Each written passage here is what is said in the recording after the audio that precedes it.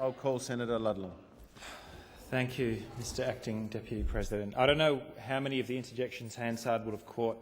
I just want to put on the record profound relief the chamber just showed that you got the green tea program in Tassie right.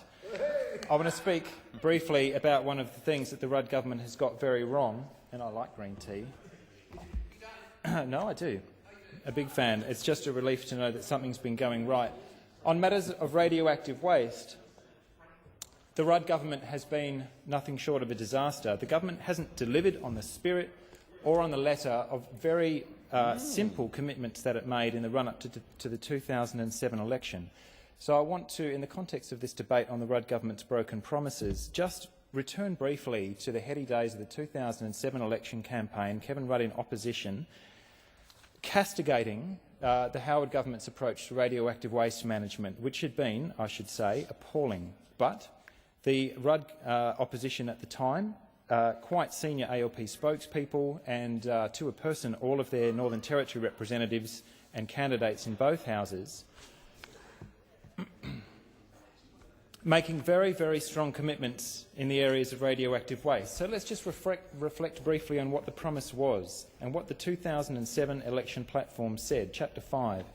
Labor is committed to a responsible, mature and international best practice approach to radioactive waste management in Australia. Accordingly, a federal Labor government will not proceed with the development of any of the current sites identified by the Howard government in the Northern Territory if no contracts have been entered into for those sites. They would repeal the Commonwealth Radioactive Waste Management Act 2005, establish a process for identifying suitable sites that is scientific, transparent, accountable, fair and allows access to appeal mechanisms. Pretty simple language. If elected, a Rudd government would ensure full community consultation in radioactive waste decision-making processes, commit to an international best practice scientific process to underpin Australia's radioactive waste management, including transportation and storage.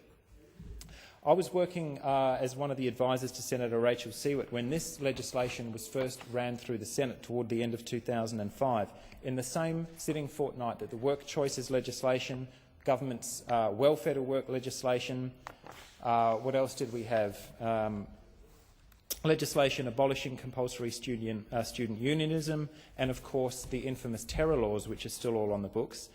They found time to ram through radioactive waste dump legislation as well. And again, the ALP condemned that. They called the legislation, accurately in my view, extreme, arrogant, heavy-handed, draconian, sorry, sordid, extraordinary and profoundly shameful. Some of these words are put to us by Senator Trish Crossan, Senator Carr and Warren Snowden MP, and of course they were spot on.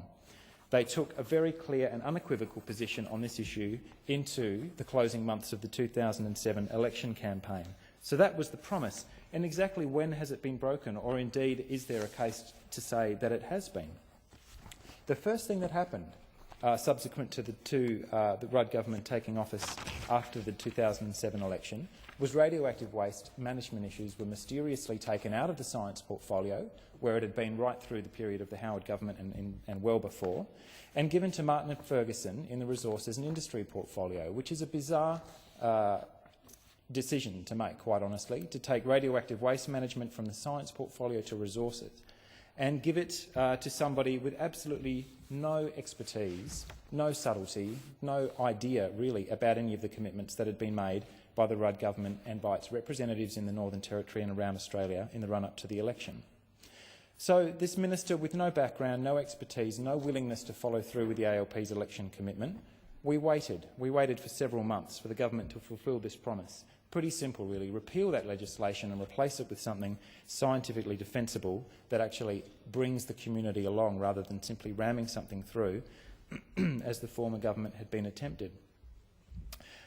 We started to get pretty edgy, and this was at the time that I took my place in here and started testing the ALP on whether they actually would come through with this election commitment.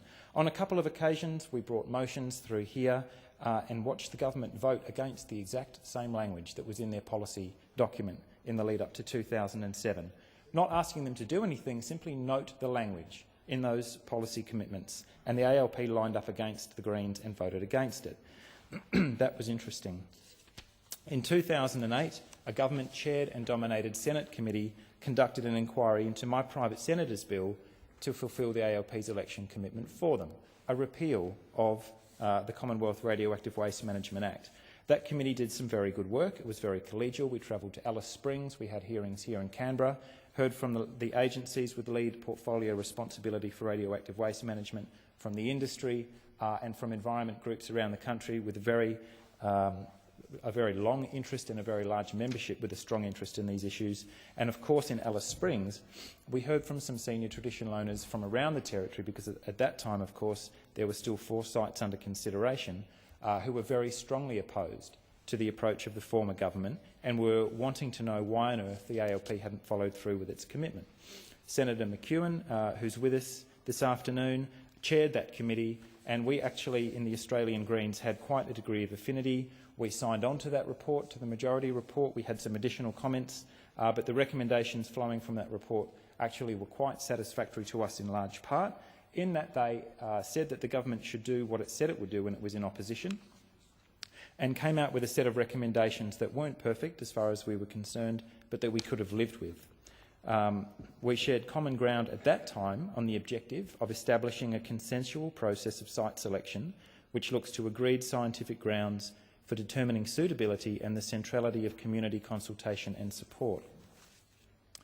So what exactly happened after that was nothing at all. The first thing that the government did was ignored the committee's recommendation that the repeal bill should have been brought into this place at the beginning of the first quarter of last year. That didn't happen. It took a full year for the minister to get around to serving up what we have before us now. What the Legal and Constitutional Committee was given, in the government's view, 11 working days to inquire into the government's repeal bill, which in fact is nothing more than a rather shabby and amateurish cut and paste of what the former government had been proceeding with. At least with the former government you knew where you stood. What we have now from the Rudd government is exactly the same approach with an added dash of hypocrisy, because they've been castigating senators and MPs on this side of the chamber when they were in opposition for doing what they now quite clearly are attempting to ram through this place. And that is indeed a broken election commitment. Who was the commitment? I mean, who cared? Who was the Labor Party making this election commitment to in the run-up to the 2007 election? Chiefly, of course, the people on the front line, the people targeted to host, against their will and without their consent, a facility hosting Australia's most dangerous industrial waste materials, radiotoxic waste, the low-level material ticking for a period of approximately 300 years, the long-lived intermediate-level waste, the old reactor cores, the spent fuel that's been reprocessed overseas and returned to Australia, deadly for tens of thousands of years, for periods that will last several ice ages from now. The government is attempting to force this facility onto a cattle station 100 kilometres from Tennant Creek in a direct violation to the commitments that they made in the run-up to that election.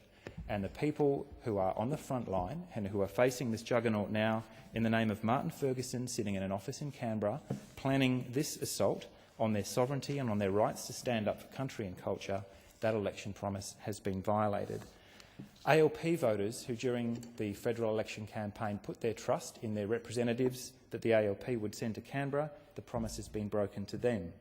Anybody who preferenced the ALP, including a large number of Green voters who helped carry the Rudd government into office, the promise was broken to them.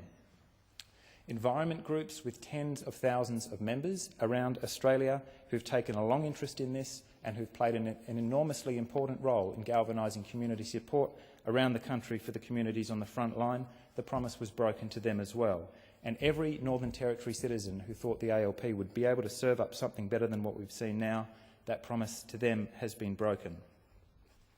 So now what we see is a 2007 election promise becoming a 2010 election liability. And I see it as a very important part of my job in the remaining months, whether the Rudd government succeeds in blasting this flawed and disgusting piece of legislation through this place, is to make sure that right around the country, this is not seen as a Northern Territory issue.